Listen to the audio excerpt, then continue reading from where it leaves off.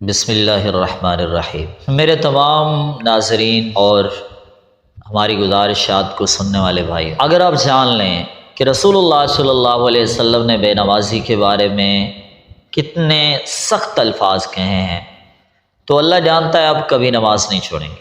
سنتے ہیں رسول اللہ صلی اللہ علیہ وسلم کے فرامین۔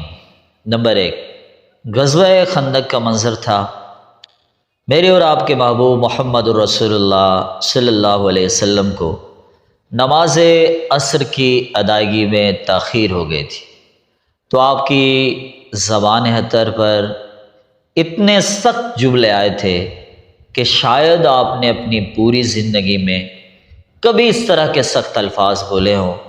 آپ نے فرمایا ملأ اللہ قبورہم و بیوتہم نارا شغلون عن صلاۃ الوسطی، اللہ ان لوگوں کی قبروں کو، اللہ ان لوگوں کے گھروں کو آگ سے بھر دے، انہوں نے ہمیں نماز عصر پڑھنے سے وقتی طور پر روک دیا۔ میرے بھائیو، آپ سمجھ سکتے ہیں جو امام کائنات پتھر کھا کر بھی دعائیں دیتے ہوں، انہوں نے غزوہ خندق میں اتنے سخت الفاظ کیوں کہے؟ کیونکہ معاملہ نماز کا تھا۔ دوسری حدیث، رسول اللہ صلی اللہ علیہ وسلم نے فرمایا من ترک صلاۃ العصر فکأنما وطر اہلہ ومالہ، جس شخص نے نماز عصر کو چھوڑ دیا، ایک نماز کو چھوڑا، گویا کہ اس کا خاندان، اس کا مال دونوں برباد ہو گئے۔ اب اندازہ کریں، اگر ایک شخص کے گھر کا ایک فرد، اس کا ایک بیٹا فوت ہو جائے تو اسے کتنا صدمہ ہوتا ہے۔ اگر وہ بیٹا ہے اور اس کا والد فوت ہو جائے تو اسے کتنا صدمہ ہوتا ہے۔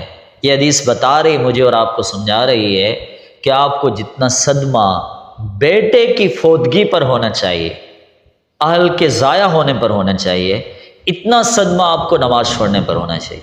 اگر یہ حدیث ہمیں سمجھ میں آ گئی تو دنیا میں کوئی بے نمازی نہیں رہے۔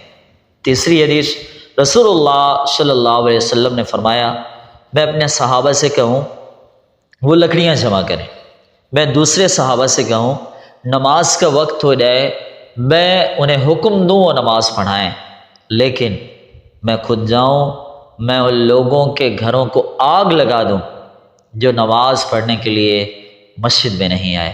میرے بھائیو، آپ اندازہ کریں کہ رسول اللہ صلی اللہ علیہ وسلم بے نمازیوں کے گھروں کو آگ لگانے کی بات کرتے ہیں، جو وما ارسلناک الا رحمۃ للعالمین ہیں۔ ان کے الفاظ اتنے سخت ہو گئے کیونکہ مسئلہ نماز کا تھا۔ میں نمازی بھائیو آپ سے گزارش کروں گا اللہ کی رضا کے لیے اپنی زندگی کا احتساب کریں اور آج کے بعد کوئی بھی نماز نہ چھوڑیں۔ جزاکم اللہ واسع۔